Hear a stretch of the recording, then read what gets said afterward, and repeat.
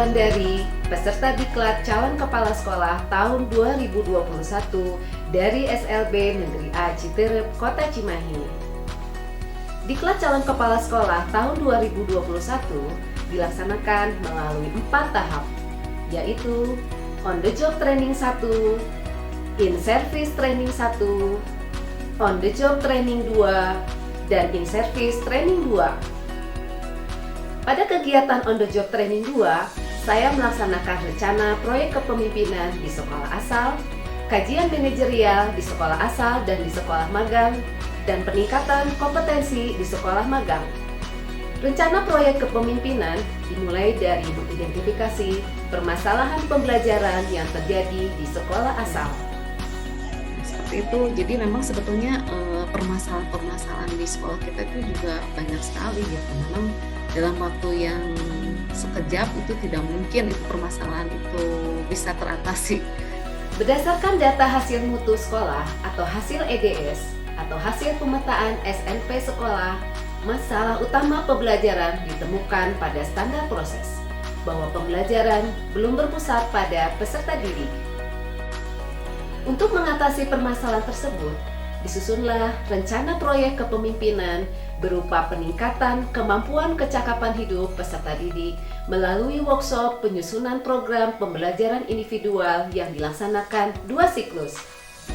Rencana proyek kepemimpinan bertujuan meningkatkan kinerja sekolah, meningkatkan kompetensi kepala sekolah, dan meningkatkan kualitas pembelajaran. Rencana proyek kepemimpinan diawali dengan sosialisasi rencana proyek kepemimpinan, kajian manajerial, dan peningkatan kompetensi kepada guru dan tenaga kependidikan di sekolah asal. Pelaksanaan rencana proyek kepemimpinan berupa peningkatan kemampuan kecakapan hidup peserta didik melalui workshop penyusunan program pembelajaran individual dilaksanakan secara luring terbatas dengan protokol kesehatan yang ketat di Aula SLB Negeri A Citerep, Kota Cimahi. Pada siklus pertama, kepala sekolah memberikan sambutan sekaligus membuka kegiatan workshop penyusunan program individual yang meningkatkan dengan kecakapan hidup peserta didik berkebutuhan khusus di SLB Negeri Citerep, Kota Cimahi. Dengan resmi saya buka. Dilanjutkan dengan penyampaian materi tentang peningkatan kemampuan kecakapan hidup peserta didik melalui workshop penyusunan program pembelajaran individual. Pembagian kelompok dalam penyusunan program pembelajaran individual berdasarkan jenis kekhususan. Penyusunan program pembelajaran individual sesuai dengan kelompok kekhususan. Presentasi program pembelajaran individual sesuai kelompok kekhususan. Dan refleksi tentang penyusunan program pembelajaran individual. Pada siklus kedua, rencana proyek kepemimpinan dilaksanakan melalui penguatan penyusunan program pembelajaran individual dalam rangka meningkatkan kemampuan kecakapan hidup peserta didik yang disampaikan oleh Koordinator Pengawas PLP Dinas Pendidikan Provinsi Jawa Barat. Sehingga hari ini salah satu kecakapan hidup yang dibutuhkan oleh anak-anak kita, bagaimana kecakapan spiritualnya seperti apa.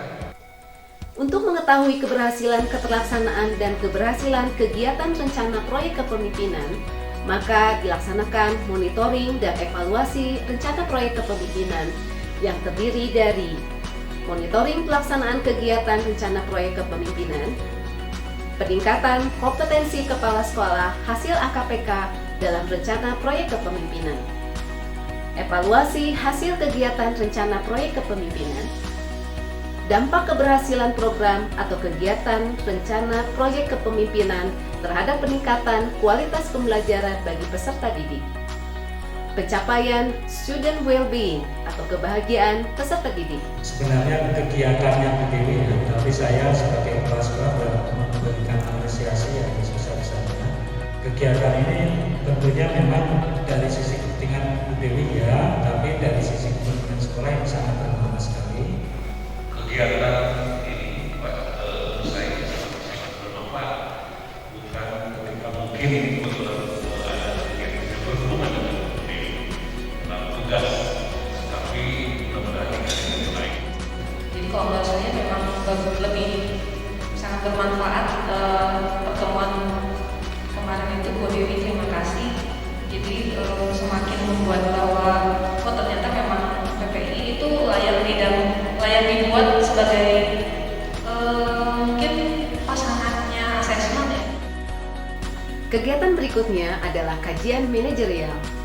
Kajian manajerial adalah kegiatan calon kepala sekolah dalam melakukan pemetaan capaian standar nasional pendidikan yang didasarkan pada kondisi nyata dan raport sekolah untuk menemukan potensi dan tantangan yang dipertimbangkan dalam menyusun rancangan peningkatan layanan pembelajaran berorientasi pada peserta didik.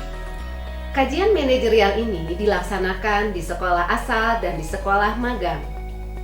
Kegiatan berikutnya adalah peningkatan kompetensi calon kepala sekolah di sekolah magang.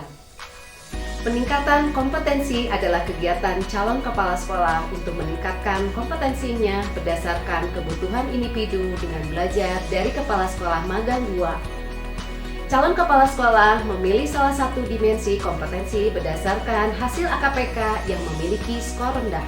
Kemudian mengambil satu kompetensi untuk ditingkatkan dengan belajar dari sekolah magang.